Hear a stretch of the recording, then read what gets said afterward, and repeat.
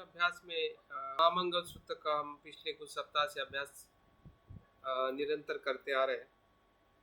और अभी तक हमारी जो पहली गाथा से लेके जो छठी गाथा है, जिसमें दान देना, धर्म का आचरण करना, बंधु बांधवों का आदर सत्कार करना, दोषरहित कार्य करना, यह उत्तम मंगल है। इन छठी गाथा तक का आर्यवज्री के माध्यम से हमने किया है। कुछ सूत्र के ऊपर ब्रह्मचारी विमल प्रिय जी ने बातें की है और आगे के सूत्र के बारे में आज हम थोड़ा जानने और बाकी जो तो उसको हम इसके ऊपर अभ्यास करने। कुछ इस वर्ग को लेके सूचना है, क्लास खत्म होने के बाद बात करने की तरफ आगे। जो महामंगल इसका क्या है और साथ इसका, जैसे कि हम सभी को पता है कि बुद्ध ने अपने जीवन में अलग अलग प्रसंग में अलग अलग प्रकार के सूत्र का अभ्यास या अलग अलग प्रकार का बुद्ध ने उपदेश दिया है। उसी उपदेशों को उनके वचनों का संकलन करते हुए हम सूत्र पिटक, विनय पिटक और अभिधम्म पिटक में बुद्ध की शिक्षा का अभ्यास करते हैं या उसके तो उसी में से ये महामंगल सूत्र एक अपने आप में बहुत ही महत्वपूर्ण सूत्र है, जिसका अभ्यास अक्सर जो भी बौद्ध है, मतलब हम सभी बौद्ध है जो बुद्ध धम्म संघ को शरण जाते हैं या बुद्ध धम्म संघ के प्रति अपना समर्पण बताते हैं कि मुझे भी बुद्ध जैसा होना है, मुझे भी बुद्ध के धम्म के मार्ग पर चलना है, संघ के सहवास में रहना है। ये हमारा जो फिर वो व्यक्तिगत हमारा कमिटमेंट हो या सामूहिक तौर पे हम परिवार के साथ समाज एक उस दिशा तरफ जाता है जिसे हम कहते हैं या आंदोलन कहते हैं। तो ये बुद्ध धम्म संघ की धारा में बहने वाला आंदोलन है की प्रक्रिया निरंतर होती रहती है। और इसलिए बुद्ध की जो भी शिक्षा है, जितनी वो व्यक्ति केंद्रित है उतनी वो सामाजिक केंद्रित है। मतलब बुद्ध की शिक्षा में दोनों केंद्र महत्वपूर्ण है। अभी दोनों केंद्र जब महत्वपूर्ण विकास पहले, जैसे कि सवाल हमारे सामने हमेशा पहले कि अंडा पहले, क्योंकि मुर्गी भी और अंडा भी, और हमें समझ में ही नहीं आता है कि क्या बाद में क्या। तो पहले और बाद में का ऐसा कुछ भी, क्योंकि दोनों एक दूसरे पे आधारित है। मुर्गी है इसलिए अंडा है, अंडा है इसलिए मुर्गी है। वो एक दूसरे से दिखते हुए भी वो अलग अलग नहीं है। उसके महत्व को लेके दोनों का आकार अलग है, दोनों का जो उसकी जो कृति है या उसका कर्म भी अलग है। अंडे का अलग है, मुर्गी का अलग है, लेकिन उसके मूल तत्व में वो एक दूसरे से पूरी तरह से जुड़े हुए हैं, एक दूसरे को प्रभावित करने वाले हैं, एक दूसरे के साथ में वो रहने वाले तत्व हैं। वैसे ही जब हम व्यक्ति और समाज की बात करते हैं या समाज और व्यक्ति दिखाई देते हैं, और कभी कभी हम व्यक्ति पे कभी कभी ज़्यादा महत्व देते हैं तो समाज कर देते हैं, कभी कभी हम समाज पे ज़्यादा महत्व देते हैं तो हम व्यक्ति विकास को इग्नोर कर देते हैं। तो बौद्ध धर्म में दोनों का संतुलन ही बुद्ध का मध्यम मार्ग है। तो मेरा कहने का मतलब ये है, या मैं इसलिए आपको बताना चाह रहा हूँ कि बुद्ध की हर एक शिक्षा में मध्यम मार्ग है। बुद्ध के हर एक वचनों में मध्यम मार्ग है। और आपको ये जब सूत्र पढ़ते हुए आपको दिखाई देगा कि बुद्ध जहाँ पे व्यक्ति की बात करते हैं उसी समय वो समाज की बात करते हैं। अगर हम शुरुआत का सूत्र पढ़ते हैं कि कौन से मंगल है, तो एक तरफ वो कहता है, बुद्ध कहते हैं कि मुर्गों की संगति करना ये अकुशल है और पंडितों की संगति करना ये कुशल है, ये व्यक्तिगत लाभ है। लेकिन आगे वो पूज्यों की पूजा करना, अच्छे स्थान पर निवास करना, पुण्यों का संचय करना, इसकी अगर बात करते हैं तो वो सामाजिक बात है। और सामाजिक तौर पे बुद्ध बताना चाहते हैं कि हम सामाजिक प्राणी हैं। और सामाजिक प्राणी होने के कारण हाँ, जो कुछ भी अच्छे लोग हैं हाँ, उनके पुण्य का हमें अनुमोदन करना चाहिए। फिर वो हमारे माता पिता हो सकते, गुरु हो सकते, रिश्तेदार हो सकते, मित्र हो सकते हैं।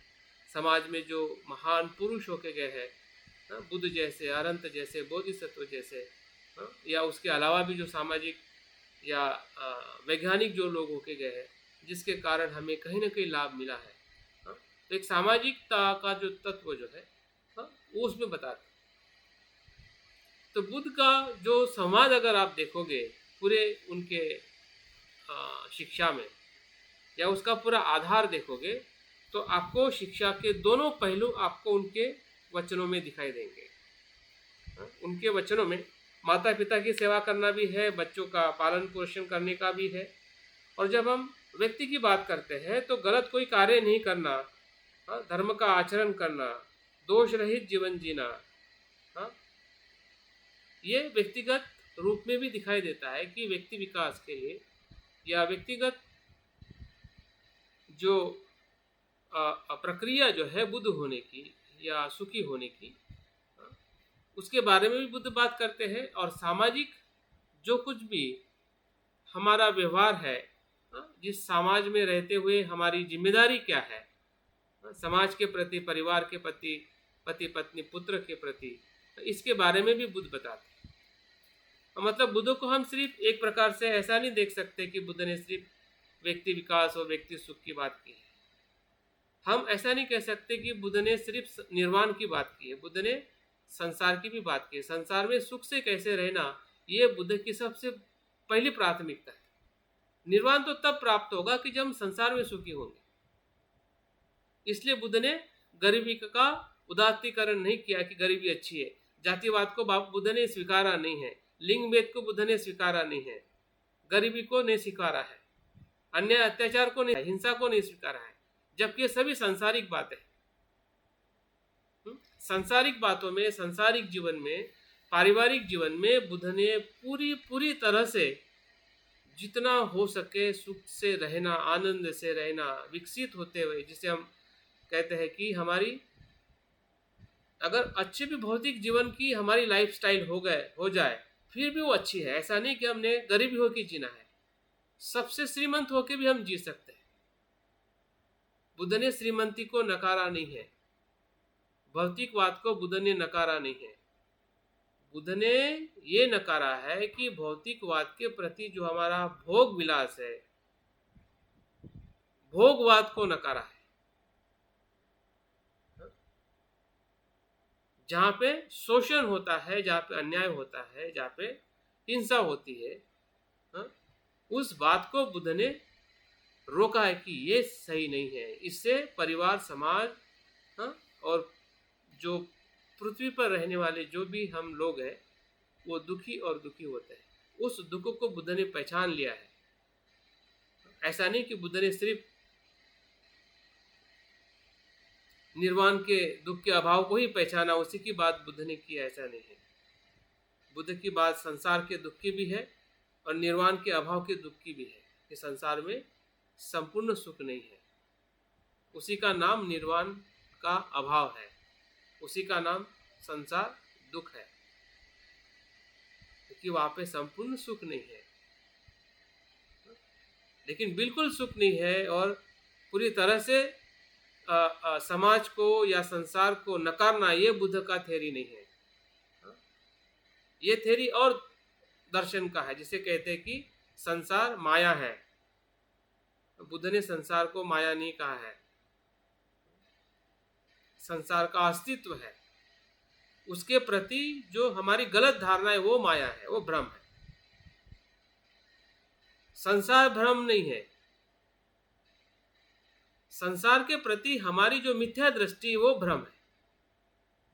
संसार तो सत्य है, उत्पन्न होता है, लय होता है, जन्म के साथ मृत्यु आता है, वो थोड़ी माया है। माया वो नहीं है, लेकिन वो देखते हुए हम भ्रमित हो जाते हैं और उसी को हम सच मानते, वो माया है। और माया के साथ संसार का भी त्याग कर देना, लोगों के जीवन का भी त्याग कर लेना, संसार से संन्यास ले लेना, संसार के प्रति बिल्कुल संवेदनशील नहीं होना, ये बुद्ध ने नहीं कहा है। बाकी धर्म में ऐसा कहा जाता है और किया भी जाता है, पूरी तरह से वो समाज के प्रति संवेदनशील नहीं होते हैं, असंवेदनशील होते हैं। उनको कुछ लेना देना नहीं होता कि समाज में क्या हो रहा है, क्योंकि उनको लगता है तो सब माया है, ये भगवान का किया हुआ सब लीला है, लीला है, ऐसा कहते हैं। लीला कुछ नहीं है, प्रत्युत्य समुत्पाद है। कारण से दुख उत्पन्न होता है, जो अन्याय अत्याचार किसी लीला से नहीं होता है, वो अज्ञान से होता है, मूर्खता से होता है, एक दूसरे के प्रति जो द्वेष है, अहंकार है, उससे होता है, किसी लीला से नहीं होता है। तो ये बुद्ध की जो वास्तविकता जो है, बुद्ध के हमें हर एक शिक्षा में हमें देखने और ढूंढने की जरूरत है। और इसलिए महामंगल सूत्र एक प्रकार से ऐसा सूत्र है कि उसमें आपको जब शुरुआत आप करोगे तो आपको ये पता चलेगा कि दुख कैसे उत्पन्न हमारे जीवन में कैसे आता है। संगति से ही दुख आता है, संगति से ही सुख आता है। और वो संगति हमारे माता पिता की हो सकती है, मित्र की हो सकती है, रिश्तेदारों की हो सकती है, अड़ोस पड़ोसी की हो सकती है। और आप पूरा उसका लेखा जोखा देखोगे कि मेरे साथ में जो भी अच्छा आया है या बुरा आया है, तो आपको उस कारण में आपको पता ही चलेगा कि संगति का ही परिणाम। या कुछ छुटा भी होगा, अच्छे मित्र आए होंगे, बुरे मित्र गए होंगे, बुरे मित्र आए होंगे, अच्छे मित्र गए होंगे, तो आप देख पाओगे कि आज जो कुछ भी हम अच्छे बुरे है, उसकी मैक्सिमम रिस्पॉन्सिबिलिटी या कारण जो है वो आपके हमारे सहवास में आने वाले जो लोग हैं, या उनका अज्ञान है, या उनका उसी से हम ज़्यादा से ज़्यादा प्रभावित हुए। ये सामाजिक बात है, ये नैसर्गिक बात है, जो हर मनुष्य के साथ में ये घटित हो रही है और ऐसी ही होती है सामान्य तौर पे। वहां से हम व्यक्ति की शुरुआत नहीं होती है, लेकिन व्यक्ति के शुरुआत हो जाती है, जिसे हम सामाजिक संबंध कहते हैं, जिसे हम सामाजिकरण होना कहते हैं, जो समाज शास्त्र की जो भाषा है, सामाजिकरण होना, मनुष्य का, व्यक्ति का सामाजिकीकरण होना, ये समाज अधोगति की तरफ जाता है या गति की तरफ जाता है, उसकी शुरुआत हो जाती है कि उस बालक को, उस युवा को किस प्रकार के संगति के साथ उसको संस्कार मिलते हैं, तो उसी संस्कार के साथ जो समाज है, देश है, उन्नत होने लगता है। अगर हमारा देश उन्नत नहीं है या नहीं हो पा रहा है या कम है, तो उसकी कहीं न कहीं बेस जो है संगति है। तो हम देख सकते हैं कि बुद्ध उसमें क्या कहना चाहते हैं। सिर्फ वो एक सूत्र नहीं है, एक बहुत बड़ी शिक्षा है। हमारे पूरे विकास की जो शुरुआत है उसी के साथ होते हुए हमें दिखाई देती है। और जैसे जैसे बुद्ध आगे बताते हैं कि हम जैसे जैसे समझदार होते हैं, तो हम भी अपनी जिम्मेदारी लेना सीख लेते हैं कि हम माता पिता की भी सेवा करते हैं। जब हमारी शादी होती है, तो बच्चे पत्नी पत्नी का भी हम संगोपन करते हैं। तो हमारी जिम्मेदारी कैसे हम निभाएं, या कैसे हम समाज को विकसित करें हमारी जिम्मेदारी पर, जो हमें अपने संगति से मिला है, संस्कारों से मिला है। तो इस प्रकार से समाज को और परिपक्व और कुशल और संपन्न कैसे करें, इसके बारे में बुद्ध आगे बात करते हैं। दान का आचरण हो, धर्म का आचरण हो, या दोष रहित कार्य करना हो। आगे बुद्ध कैसे शुरुआत में बहुत ही सामान्य बात करते हैं। बुद्ध के वचनों में अगर आपने परीक्षण किया होगा कि बुद्ध डायरेक्ट निर्वाण और सत्य की बात नहीं करते।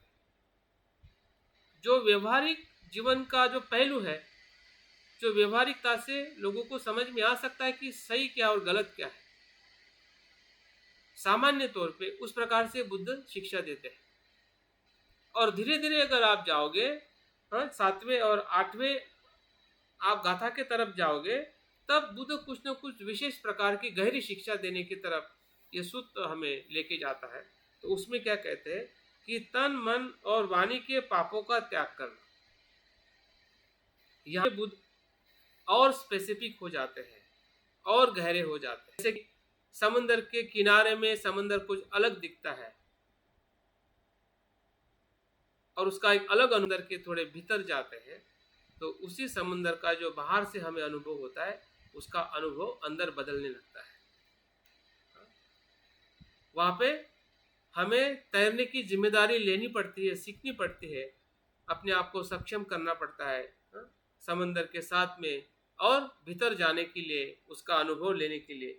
वैसे ही बुद्ध के वचनों को अगर हम देखते हैं महामंगल सूत्र के माध्यम से हो या किसी भी सूत्र के माध्यम से, तो बुद्ध धीरे धीरे अपने कर्म की तरफ लेके आते हैं, मतलब व्यक्ति विकास की तरफ लेके आते हैं कि हमारा सुख और दुख किस पर आधारित है, जिसे बुद्ध पाप कहते हैं। पाप का त्याग करने का मतलब क्या है और कहाँ से पाप होता है, हमें बहुत कम जगह पे हमें सुनने पढ़ने को मिलता है। सब पापस्य अकरणम कुशलस्य उपसंपदा, इस गाथा में हमें शब्द आता है, या यहाँ पे भी पाप शब्द आया है।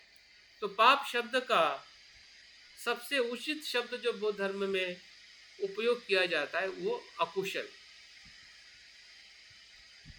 ये पाप पुण्य इसके आधार पर नहीं है कि हमने पहले जन्म में क्या अकुशल किया है और कुशल किया है जिसके कारण हमें पाप और पुण्य मिला है,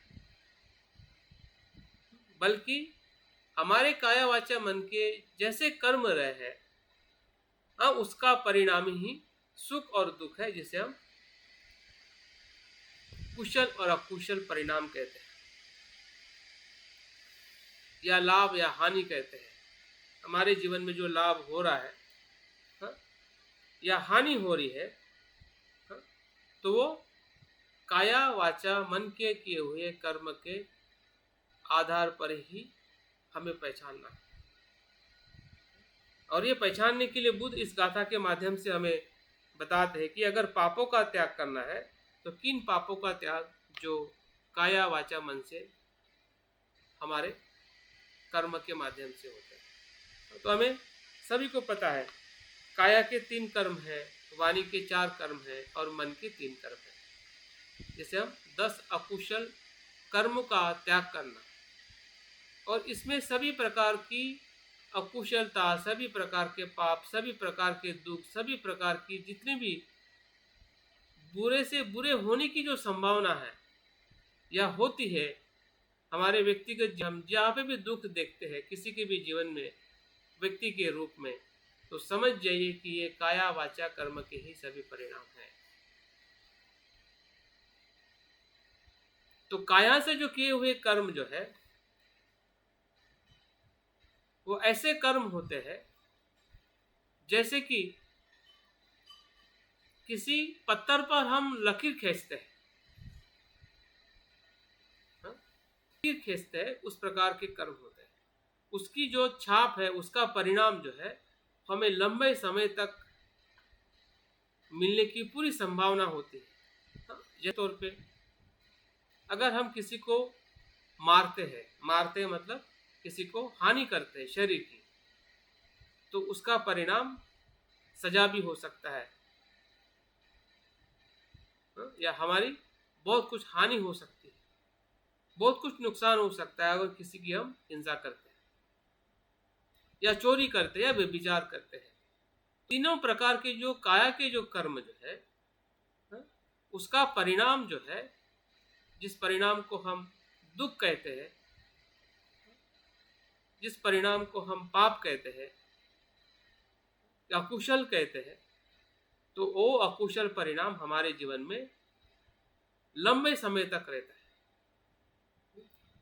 इसलिए जो पहला जो पाप बुद्ध ने कहा कि वो नहीं करना है वो हिंसा। और किसकी हिंसा? जिसमें जीवन है, और उसमें भी और बुद्ध जीवन की बात करते हैं कि जिसमें ज्यादा प्राण है, ज्यादा ऊर्जा है। जैसे कि हम सब्जी खाते हैं उसमें भी जीवन होता है, हम पानी पीते हैं उसमें भी जीवन होता है, हवा लेते हैं उसमें भी जीवन होता है। हाँ, लेकिन उसकी जो क्षमता जो है वो बहुत सूक्ष्म होती है। लेकिन जीव जिसकी क्षमता ज्यादा होती है, चलने वाले जीव है, बड़े, जैसे कि हम मुंगी और मच्छर को मारते हैं तो वैसे नहीं मारना चाहिए, लेकिन मर भी जाता है, मार भी देते हैं, तो इस प्रकार की वो हिंसा के कैटेगरी में नहीं आती। लेकिन वो हिंसा के कैटेगरी में आती है कि हमारे जैसे मनुष्य सबसे पहले, या हमारे नीचे के जो प्राणी जो है कि जो हमारे उपयोग में आते हैं, या जिसके चलन की ज्यादा अनुभूति होती है, ठोस रूप में जिसकी ज्यादा अनुभूति होती है, ऐसे जीवों की हिंसा क्यों क्यों उसका पाप क्यों लगता है? क्योंकि उसमें जो अमाउंट ऑफ कॉन्शियसनेस ज्यादा होती है, क्योंकि बिन कॉन्शियसनेस से तो हम जिंदे रह ही नहीं सकते। अगर कॉन्शियसनेस आप नहीं खाओगे तो कॉन्शियसनेस कैसी जीवित रहेगी? लेकिन सभी कॉन्शियसनेस में, सभी चेतना में जो महत्वपूर्ण चेतना जो है वो मनुष्य की है। उसकी नीचे की चेतना प्राणी की है, उसकी नीचे की चेतना वनस्पति की है, उसके नीचे की चेतना जो है बैक्टीरियाज है या सूक्ष्म जीवों की। तो सूक्ष्म जीव तो हजारों लाखों मर जाते हैं, पेट में कितने सारे मर जाते हैं, सांस लेते हुए कितने मर जाते हैं, चलते चलते कितने मर जाते हैं। तो क्या उसको भी हिंसा कहेंगे? तो फिर तो हम जी नहीं सकते। तो हिंसा कैसी और क्यों होती है, किसकी हिंसा के बारे में बुद्ध कहते हैं, और किसी हिंसा से हमें जो अधिक पापकारिक है वो हिंसा 3 प्रकार की बुद्ध बताते हैं। एक तो बुद्ध का घात करना, ये सबसे बड़ी हिंसा है किसी भी प्रकार से। दूसरा जो पाप है माता पिता की हिंसा करना, ये दूसरे प्रकार का पाप। और तीसरे प्रकार का पाप है संघ भेद करना, संघ में दरार लाना, संगठन में दरार लाना, मनुष्य मनुष्य में डिसहार्मनी, जिसे अफवाह कहते हैं, डिसहार्मनी फैलाना, उससे जो हिंसा होती है, उनसे जो तनाव या भेद होता है मनुष्य में या अच्छाई में, वो सबसे बड़ा पाप है।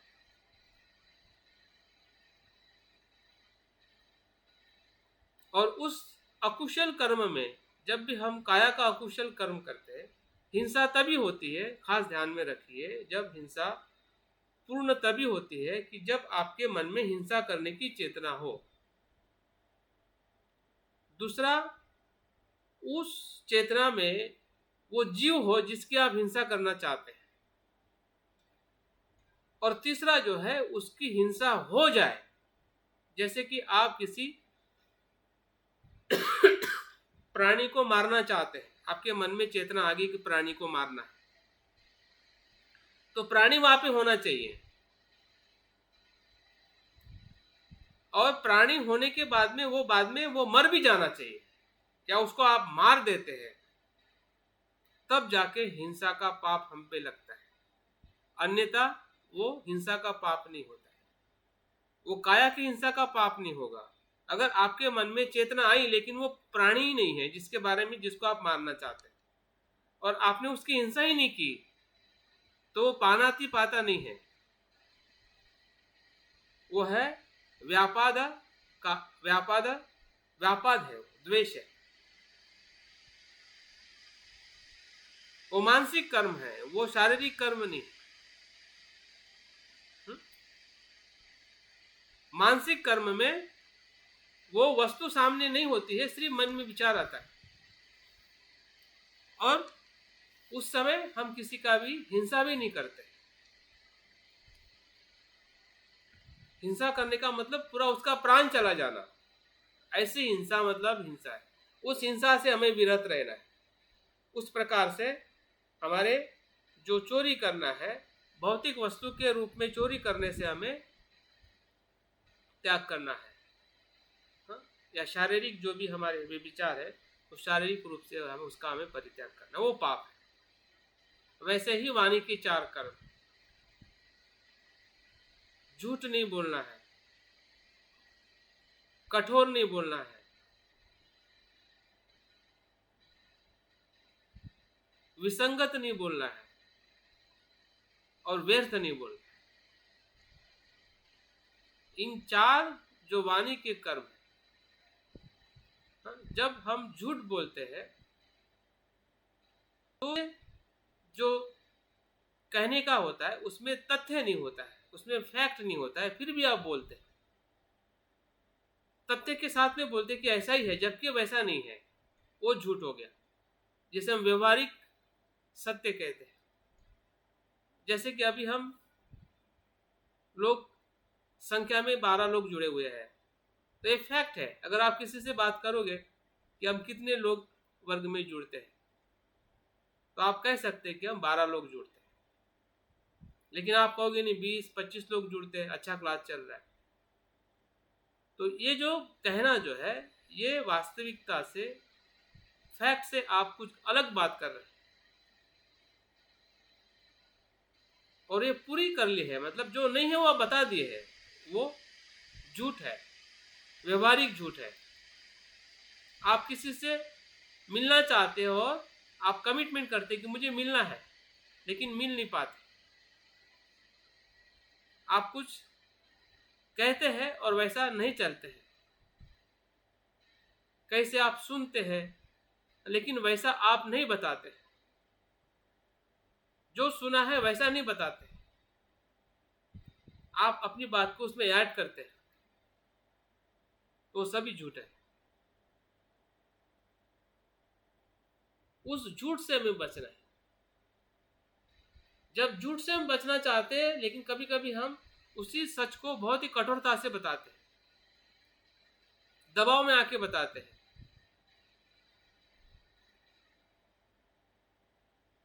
कहीं न कहीं अहंकार में आके बताते हैं, या उसको हम नियंत्रित करना चाहते हैं, इस प्रकार से उसको हम बताते हैं। है तो सच, लेकिन बताने का जो हमारा तरीका है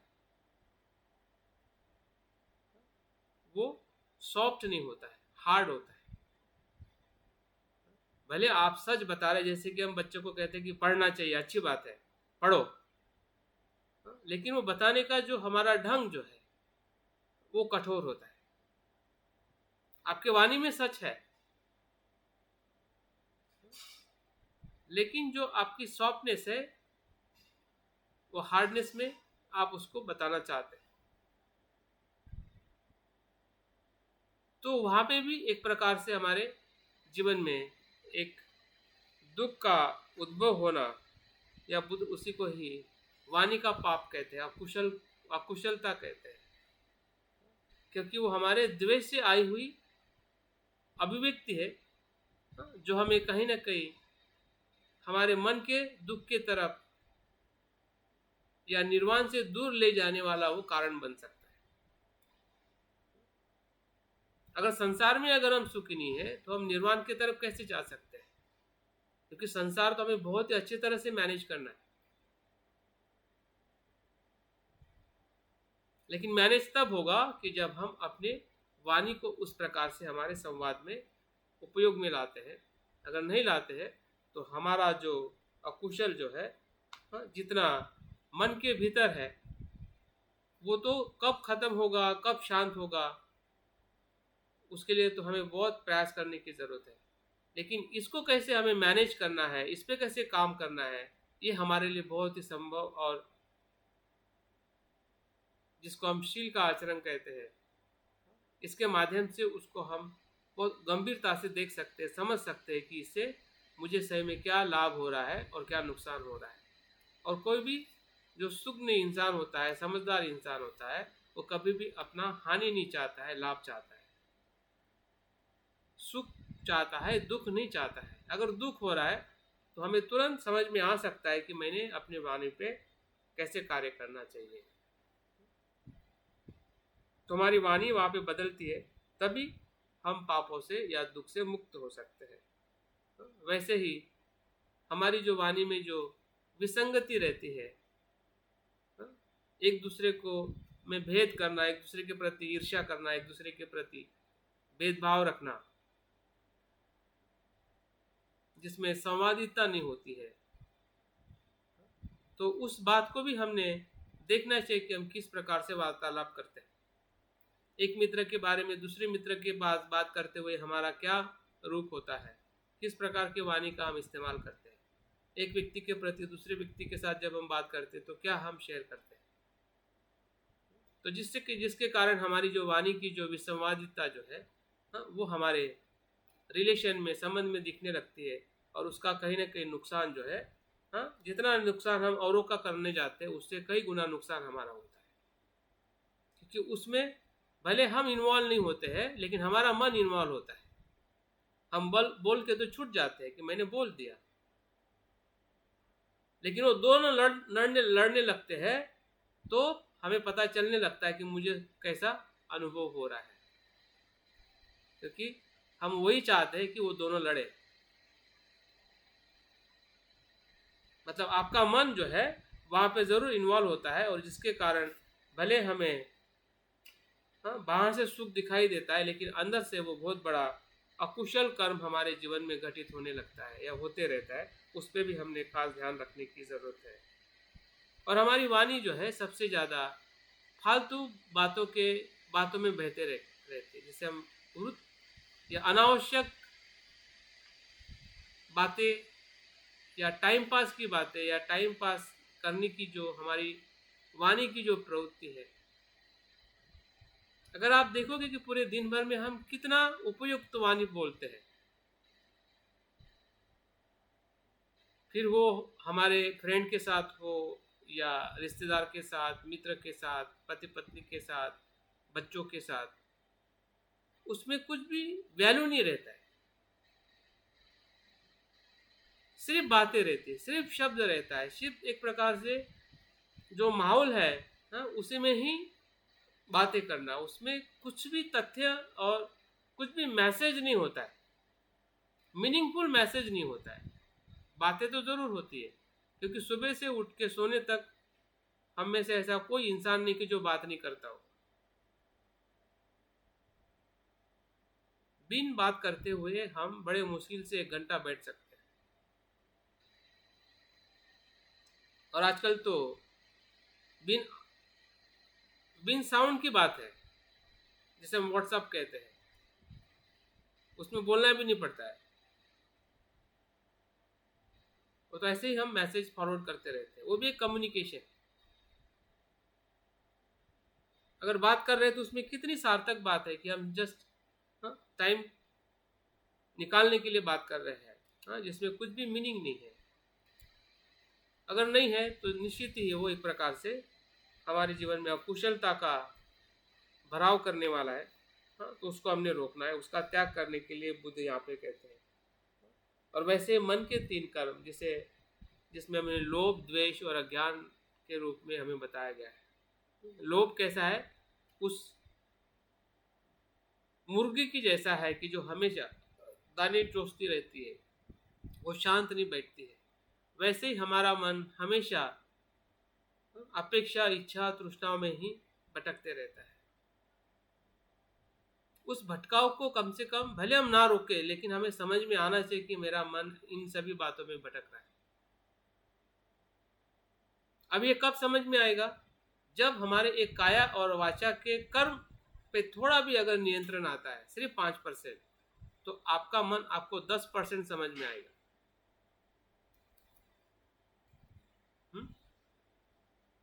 अगर 5% अगर हमारा काया और वाचा के शील पर अगर काम हो जाता है,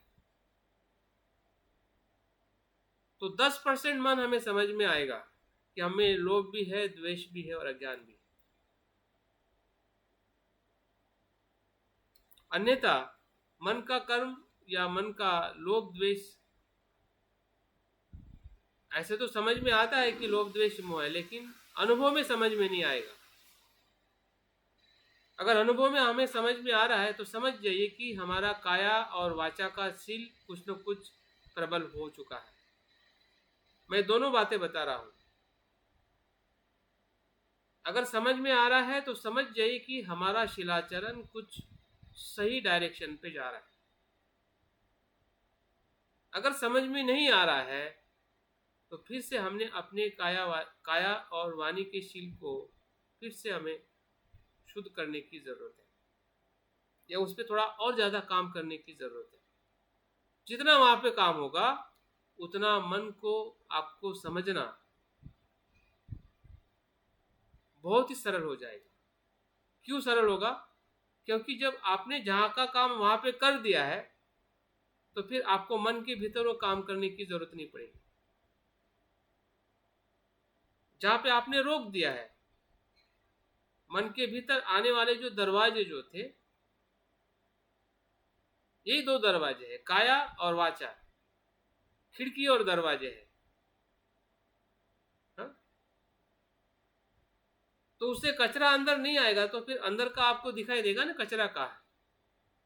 अभी अंदर का कचरा इसलिए नहीं दिखाई दे रहा है कि बाहर से कचरा अंदर आ रहा है। तो बाहर से कचरा अंदर आ रहा है तो आपको लगे बाहर के वजह से मेरे अंदर भीतर कचरा आया है।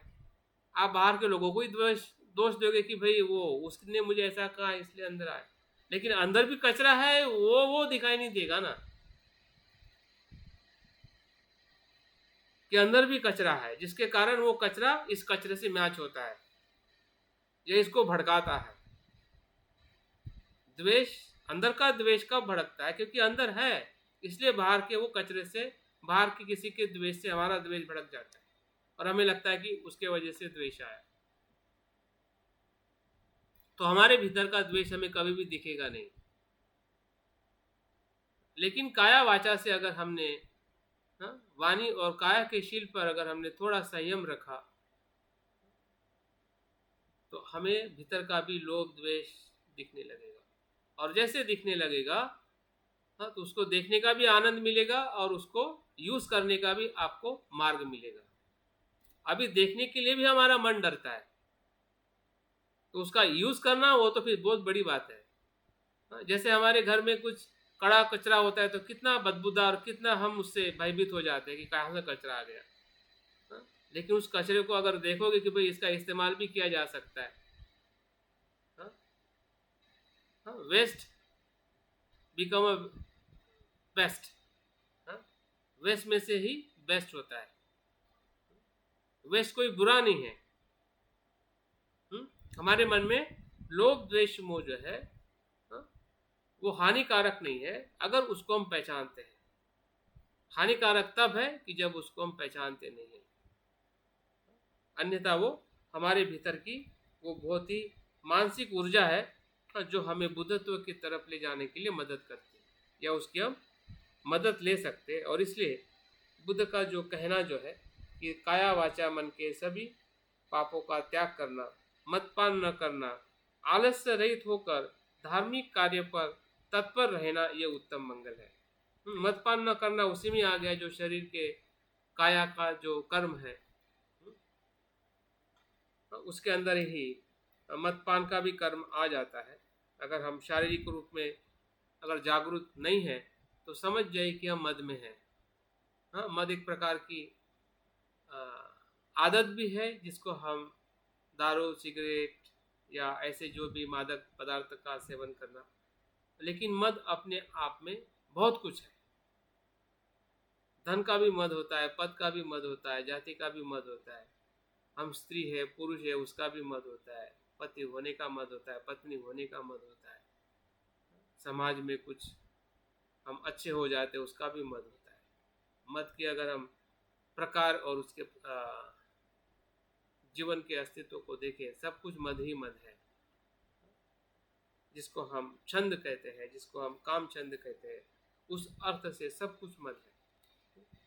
तो इन सभी जो मदपान का जो अर्थ है, एक प्रकार से हमें जागृति के अजागृत अवस्था से बाहर आना। मूर्ता और जो अजागृति है यही सबसे बड़ा मद है। मतलब बुद्ध आपको या हमें धीरे धीरे जागरूक करने की बात करते हैं और उसमें यह भी बात करते हैं कि आलस्य रहित होकर, अभी आलस्य रहित होना और धार्मिक कार्यों पर तत्पर रहना ये उत्तम मंगल है। और मुझे लगता है कि जो बात मैं शुरुआत में कहने वाला था कि हमारे क्लास के अंदर या इस धम्म आंदोलन के अंदर या धम्म अभ्यास के अंदर हमारा आलस और हमारे धर्म कार्य पर तत्पर रहने की जो इच्छा है, उन दोनों बातों पे सबसे बड़ा चिंतन और अभ्यास करने की जरूरत है। अगर बुद्ध कहते हैं कि ये मंगल है तो किस परिप्रेक्ष्य में ये मंगल है, और मंगल है तो उस मंगल का हमें लाभ हम ले रहे हैं और सही में हम लेना चाहते हैं, ले रहे हैं, लेना चाहते हैं। अभी तक ले रहे थे तो अच्छी बात है, लेकिन अभी कहीं ना कहीं उसका डाउनफॉल्स हो रहा है कि हमें फिर से एक इस प्रकार के क्लास की निर्मित करनी है जिसमें हमारा आलस ना हो। अभी आलस ना हो और आलस हो, दोनों उसके कारण हो सकते हैं। आलस होने का भी कारण हो सकता है, आलस नहीं होने का भी कारण हो सकता है।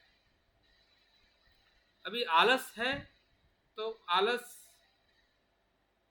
क्यों आलस हम में आ रहा है, या हम आलस के किस कारण से हम आलस में जा रहे हैं।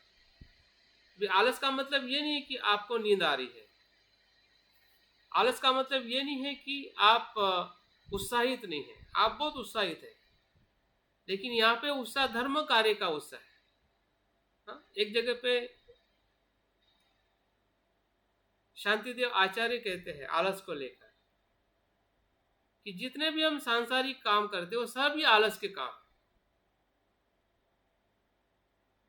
सुबह से भले हम टाइम पे उठते हैं, बहुत कुछ करते हैं, बहुत परिश्रम करते हैं, तो शांतिदेव आचार्य कहते हैं कि सब आलस के कार्य है।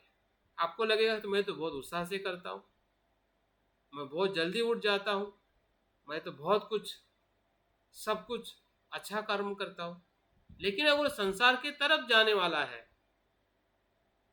या संसार में ही रहने वाला है या संसार के उद्देश्य और सुख के लिए वो काम कर रहे हैं, इस अर्थ से वो आलस की तरफ ले जाने वाला है। भले उससे आपको धन मिलता होगा, भले आपको इज्जत मिलती होगी, भले बहुत कुछ भी मिलता होगा संसार में, लेकिन वो सिर्फ संसार की तरफ ही जाने वाला अगर कार्य है तो वो हर एक कार्य उत्साह वाला नहीं, वो आलस वाला है। इस प्रकार की परिभाषा शांतिदेव आचार्य उनके बोधिचर्या अवतार में कहते। तो फिर उत्साह क्या है? अगर सब कुछ, अगर ये इतना हम सुबह से उठ के इतना परिश्रम करते हैं, लोगों को परिश्रम करके देखते हैं, हम भी इतना परिश्रम करते हैं और ये सभी आलस में आ गया, तो उत्साह क्या है फिर? उत्साह वो है कि जो संसार से बंधन से मुक्त करने वाला जो कर्म है, अगर उसमें हम उत्साहित है, जागरूक होने में उत्साहित है, एकाग्र होने में उत्साहित है, हमारी जो आसक्तियों को कम करने में उत्साहित है, कुछ बातें छोड़ने में उत्साहित है,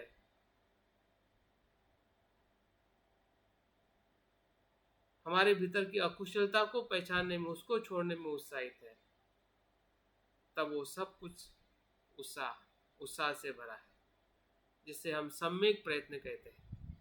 उत्साह मतलब सम्यक प्रयत्न।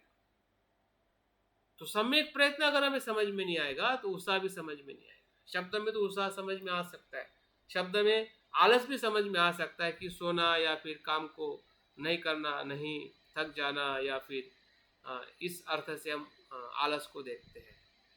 और ऐसा आलस तो हमें बहुत कम दिखाई देता है, हमें लगता है कि बाकी तो सब कुछ उत्साहित है। तो उत्साह और धर्म का अनुभव जो है वो दोनों एक दूसरे के साथ में जुड़ा है। अगर उत्साहित है तो हमारे मन के भीतर जो मानसिक धर्म जो है, जो मानसिक गुणवत्ता जो है, जिसे हम कह सकते हैं कि क्वालिटी ऑफ लाइफ। बाबा साहब ने भी कहा ना कि आप कितने साल जी रहे हैं वो इम्पोर्टेंट नहीं है। वो तो गाय भैंस जानवर भी जी लेते हैं 100 साल, कछुआ 100 साल जीता है,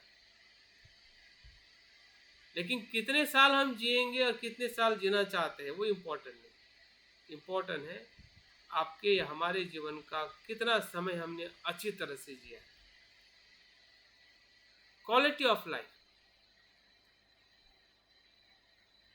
उस बात पर अगर हम फोकस कर रहे हैं तो समझ जाइए कि हम सही डायरेक्शन में हैं, और वही सबसे बड़ा हमारा चैलेंज है। और इस वर्ग के माध्यम से हम काफ़ी लंबे समय से आप लोगों को देख रहे हैं, या आप भी इस क्लास की जो कुछ भी आपको लाभ मिला है, इस धम्म कार्य में जुड़ने का, या विषय के साथ में अभ्यास करने का। लेकिन अभी हम चाहते कि आपकी जो उन्नति जो है नेक्स्ट स्टेज में पहुंचे।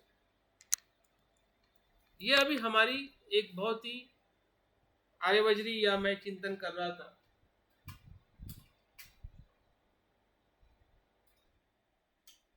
और हम आपसे अपेक्षा इसलिए नहीं रखना चाहते हैं कि सिर्फ वो हमारी अपेक्षा है, लेकिन उस अपेक्षा के पीछे आपका एक नेक्स्ट स्टेज है, नेक्स्ट लेवल है। हाँ? धार्मिक कार्य की तत्परता का मतलब ही यही है कि हम तत्पर तभी हो सकते हैं कि जब हमें थोड़ा और ऊंचाई की तरफ जाने का हमें मौका मिले, या हम ऊंचाई की तरफ जाने के लिए अपने आप को मोटिवेट करें, तभी हमारा उत्साह बढ़ेगा। और उस उत्साह में आप आपकी भी उन्नति करोगे, आपके साथ में रहने वालों की भी उन्नति करोगे, और जो आपको ऑब्जर्व कर रहा है या हम आपको जो गाइड कर रहे हैं, हमें भी इस प्रकार से आप लोगों को उन्नत होते हुए देखना मुझे लगता है कि सबसे बड़ा सुख है। जैसे कि माता पिता को अपने बच्चे उन्नत होते हुए देखते हैं, तो मुझे लगता है कि उससे बड़ा उनके लिए सुख कोई नहीं है। या अगर उन्नत हो गए नहीं देखते हैं तो उनके लिए उससे बड़ा दुख कुछ नहीं है। तो सुख और दुख अगर माता पिता का आपके उन्नति के कुछ बदलाव में है, कुछ आगे जाने में है, तो हमारा भी कहीं ना कहीं, हाँ, हमें भी ऐसा ही अनुभव हो रहा है कि हमारा जो जीवन का जो समय जो हम इस वर्ग के माध्यम से हम आप लोग निकाल रहे हैं, या हम इसको और आगे लेके जाना चाहते हैं इस वर्ग को, तो इसके माध्यम से आपकी एक विशेष प्राप्ति जो है या एक विशेषता जो निखरे, और इसलिए आपके सहयोग की भी हमें ज़रूरत है। और इसके बारे में हम बहुत कुछ चर्चा भी करेंगे कुछ आने वाले दिनों में, या आपको जब मीटिंग भी लेंगे। अभी मैं ज़्यादा बात नहीं करना चाहूँगा, लेकिन मैं आपको इतना ज़रूर बताना चाहूँगा कि हमारे आने वाले वर्ग में काफ़ी कुछ बदलाव होने की संभावना है। आपके तरफ से भी आप तत्पर रहिएगा सीखने के लिए, या कुछ चीज़ों को जिम्मेदारी के साथ में लेने के लिए, और सही अर्थ में उत्साह या आलस पर काम करने के लिए। जिस प्रकार से बुद्ध यहाँ पे कहते हैं कि आलस से रहित होकर धार्मिक कार्यों पर तत्पर रहना ये उत्तम मंगल है। और निश्चित ही इस प्रकार से जब हम बदलाव लाके आपके साथ में धम्म वर्ग आगे बढ़ाएंगे, तो आपको लगेगा कि पहले के जो क्लास के स्तर में, जो अभी हम जो आने वाले समय में जो क्लास स्टार्ट करेंगे या हम आपके साथ में आगे जाएंगे, तो इसमें बहुत कुछ ऐसी चीज़ें हैं जिसमें हमें व्यक्ति विकास के साथ साथ हम हमारी जो एक क्वालिटी लाइफ जो है, जिसके माध्यम से हम औरों को भी मदद कर सकते हैं। जब हम क्वालिटी के साथ में जीते तो उस क्वालिटी का कहीं ना कहीं औरों को भी लाभ होने लगता है। जब हमें अगर क्वालिटी नहीं आती है, हमें अगर उस प्रकार की लीडरशिप नहीं आती है, जिम्मेदारी अगर हम नहीं लेते हैं, हम डिसिप्लिन में नहीं रहते हैं, जैसे कि हमने काय वाचा मन की जो हमने बात की है, तो उस हमारा जो व्यक्ति विकास है, पर्सनालिटी जो है, अगर उसको हम एक्सप्रेस नहीं कर पाते, डेवलप नहीं कर पाते हैं, तो निश्चित ही हम औरों को भी उतना हम लाभान्वित नहीं कर पाएंगे। तो हम चाहते हैं कि इस वर्ग के माध्यम से आपके विकास के साथ में औरों का भी लाभ हो।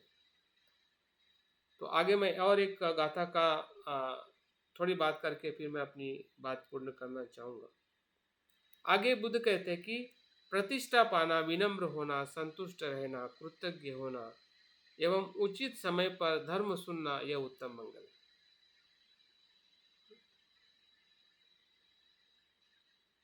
बुद्ध यहाँ पे भी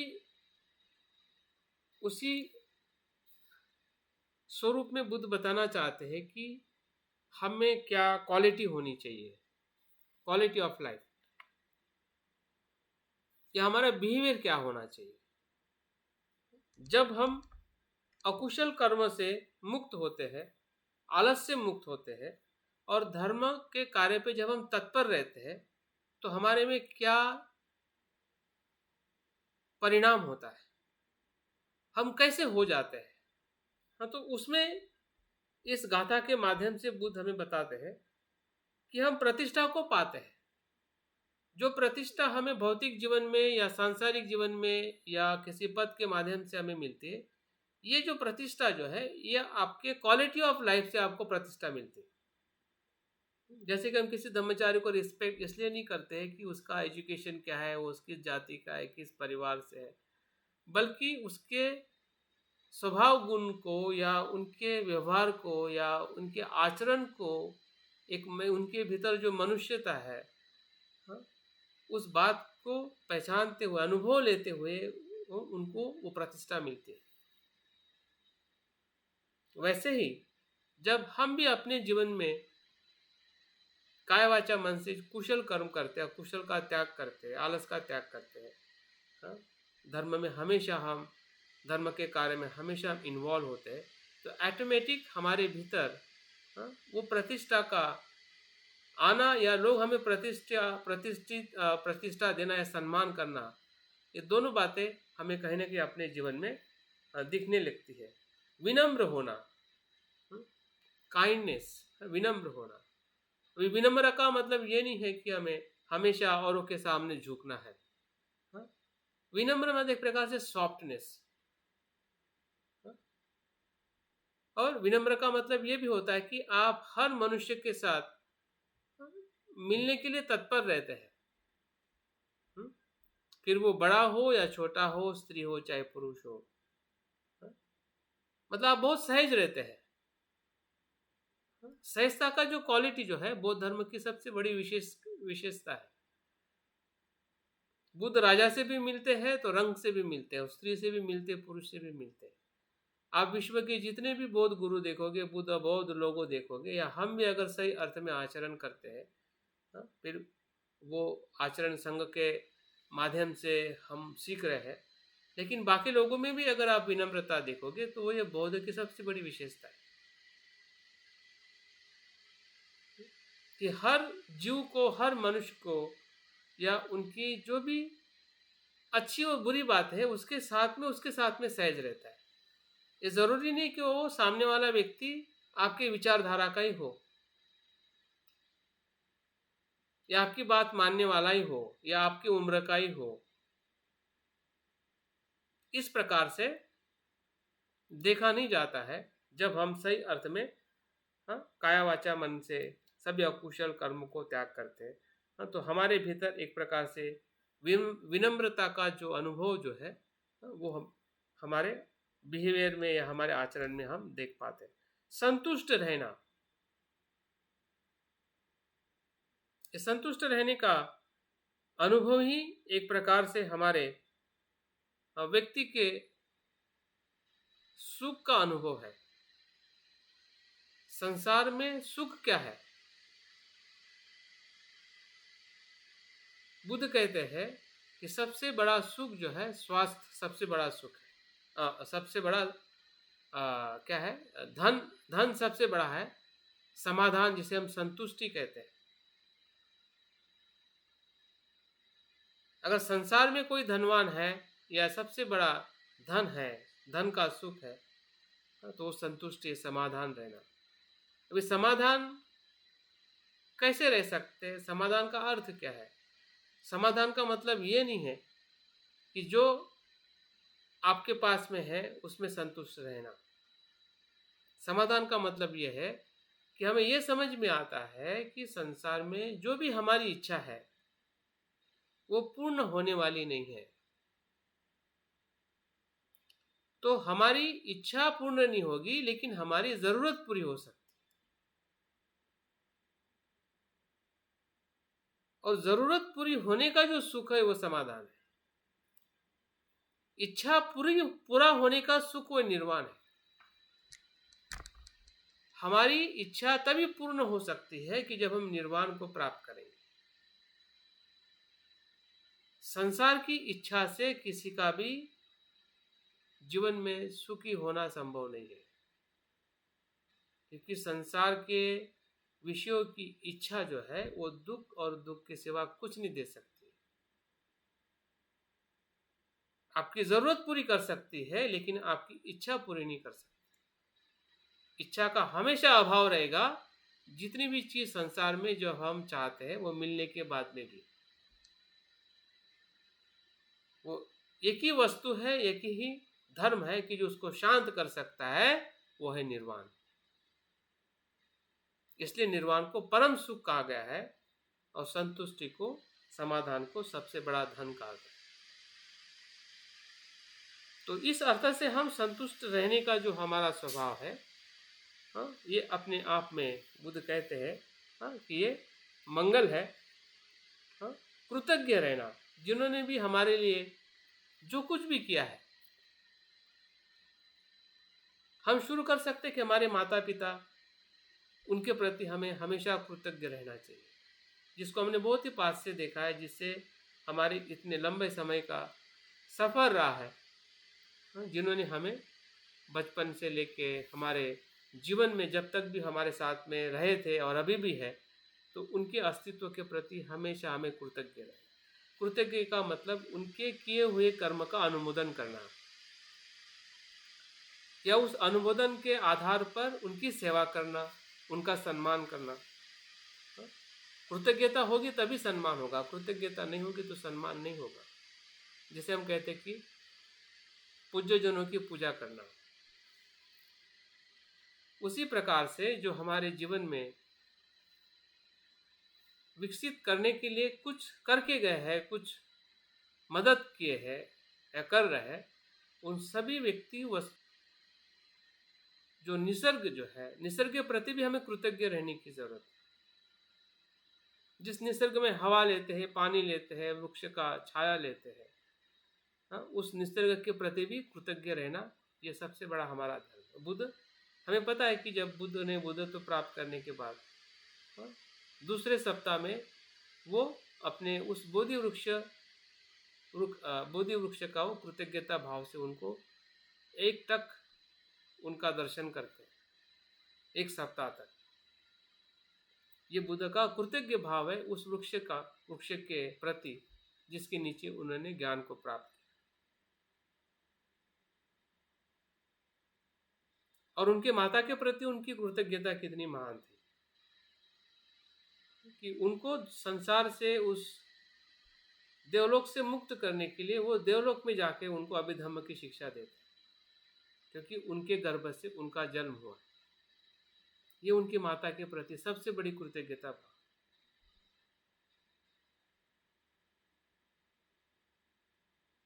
तो बुद्ध से हमें जो कुछ मिला है, बाबा साहब से, भंते से, या माता पिता से, निसर्ग से, या हमारे जो मित्र है, या जो भी जिस भी चीज़ से हमें जो चीज़ भी सीखने को मिल रही है, और हमारे जीवन में कुछ बदलाव हो रहा है, हम बदलाव करने की जो हम कोशिश कर रहे हैं, किसी के सेवा से, किसी के मदद से, फिर वो ये किताब के रूप में भी हो सकता है। हमने किताबों का अभी कृतज्ञता भाव व्यक्त करना चाहिए, जिसके कारण हमें ज्ञान मिल रहा है। तो इस प्रकार से कृतज्ञता भाव भी हमारे जीवन के व्यवहार का हमने अनुभव करना चाहिए। और इसलिए बुद्ध आगे इसी में कहते हैं कि उचित समय में धर्म सुनना यह उत्तम मंगल है। उचित समय में, जो समय हमारे लिए अनुकूल है, उस समय में धम्म को सुनना। सुनने का अर्थ हमें सभी को पता है, सुनने का अर्थ सिर्फ सुनना भी होता है, और सुनने का अर्थ प्रज्ञा भी होता है, जिसे हम श्रुत में प्रज्ञा कहते हैं। कानों से सुनना, वो सुनना है। अगर वो मंगल हो रहा है तो समझ जाइए कि वो श्रुत में प्रज्ञा के अर्थ में ही हमारा मंगल हो सकता है, कि हम बुद्ध की वाणी को या धर्म को हम सही अर्थ में सुन रहे हैं। धर्म को सुनना मतलब धर्म के स्वभाव का अनुभव करना, कि धर्म का स्वभाव क्या है, अनित्य, अनात्म, दुख है। उस धर्म को सुनना बुद्ध के वचनों में भी वही है, और अस्तित्व के स्वभाव धर्म में भी वही है। जो बुद्ध ने कहा है वही धर्म है, जो धर्म है वही बुद्ध ने कहा है, उसी को सुनना मतलब उत्तम मंगल। तो बहुत बहुत साधुवाद। बाकी जो आगे की 9, 10 और 11, 3 जो गाथाएं हैं, उसका अभ्यास हम आगे के अभ्यासक्रम में करेंगे। तो आप लोगों ने बहुत ही शांति से सुना है, कुछ 3-4 मिनट ज़्यादा हुए हैं, लेकिन ये महामंगल सूत्र सही में बहुत ही मेरे मतलब पसंदगी का विषय है। जब भी मेरी शुरुआत मित्र के साथ जब मैं अभ्यास कर रहा था, तो ये सूत्र का जो प्रभाव जो है वो मेरे जीवन में बहुत कुछ संदेश, बहुत कुछ प्रभाव करके गया है। और जैसे जैसे इसको मैं पढ़ता हूँ, समझता हूँ, तो मुझे इसकी गहराई है, सब कुछ मुझे इसमें दिखने लगता है। सब कुछ मतलब सब कुछ, संसार भी इसी में दिखाई देता है, निर्वाण भी इसी में दिखाई देता है। बुद्ध का पहला वचन भी मुझे इसमें दिखाई देता है, बुद्ध का अंतिम वचन भी इसमें दिखाई देता है। वैसे कहने में सिर्फ 38 उनके उपदेश है, हाँ, लेकिन ये संपूर्ण मंगल है, संपूर्ण कल्याणकारी है, व्यक्ति के लिए, समाज के लिए, हाँ, और निरंतर ये मंगलमय रहेगा, क्योंकि बुद्ध के वचन हमेशा मंगलमय होते हैं। बहुत बहुत साधुवाद, थैंक यू वेरी मच आपके इस सुनने के और इस वर्ग में जुड़े रहने। जय भीम, नमो बुद्धाय।